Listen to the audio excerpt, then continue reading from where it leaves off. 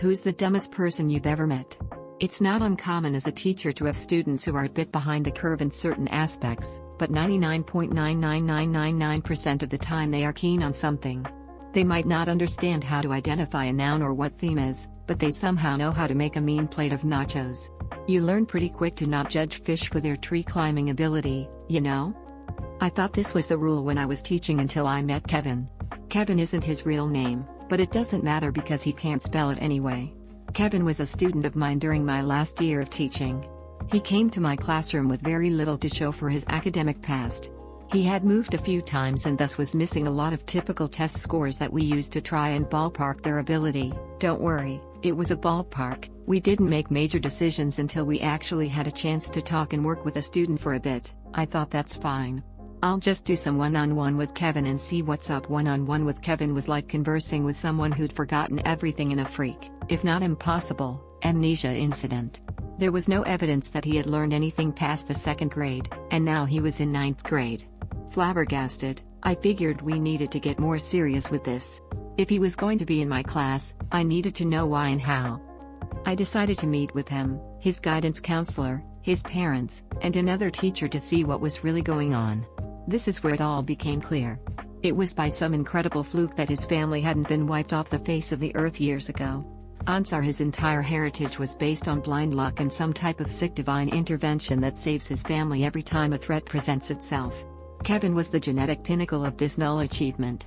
Even my instructional lead, a woman who could find a redeeming trait in a Balrog, failed to see any reason this kid or his family should be alive today.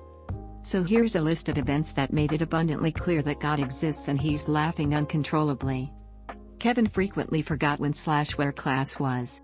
On more than one occasion, I had to retrieve him from other classrooms. Kevin ate an entire 24-pack of crayons, puked, and then did it again the next day. This is 9th grade. I have no idea where he got crayons. Kevin's dad wrote tuition checks and mailed them to me, his English teacher.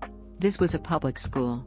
When I gave it back to Kevin, voided, to give to his dad with a brief note explaining that this is a public school, Kevin got in trouble for trying to spend it at 711 after school. Kevin was removed from the culinary arts program after leaving a cutting board on the gas stove and starting a fire, twice. Kevin threw his lunch at the school resource officer and tried to run away. He ran into a door and insisted it wasn't him. Kevin stole my phone during class. I called it. It rang. He denied that it was ringing. Not that it wasn't his, not that he did it, no, he denied that the phone was actually ringing. He tried it 3 times before the end of the year. Kevin called the basketball coach a motherfucking bitch during gym. Basketball tryouts were that afternoon. Kevin tried out. It didn't go well. Kevin's mom could never remember which school he went to. She missed several meetings because she drove to other schools, none of which he ever went to.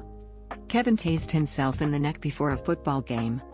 Kevin kept a bottle of orange Kool-Aid in his backpack for about 4 months. He thought it would turn into alcohol. He drank it during homeroom and threw up. Kevin say the N-word a lot. Kevin was white. The high school was 84% black. Kevin got beat up a lot. Kevin stole another student's iPhone, and tried to sell it back to them.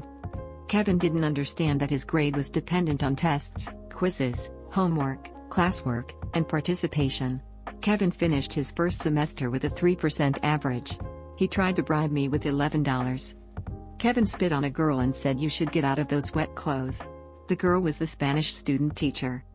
Kevin didn't know dogs and cats were different animals.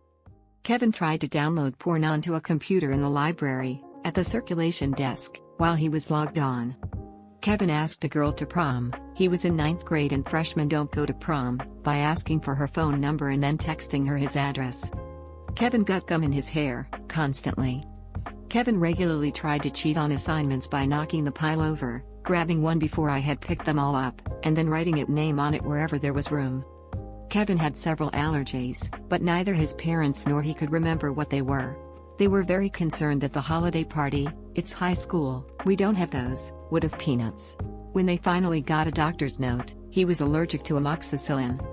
Kevin and his parents took a trip to Nassau. How the fuck did they even get airline tickets? And forgot all their luggage at home. I didn't believe him when he told me until I talked to him mom, who told me first thing when I saw her at the bi-weekly meeting. Kevin's grandfather apparently died in a chainsaw accident. I can only assume God was looking the other way that day.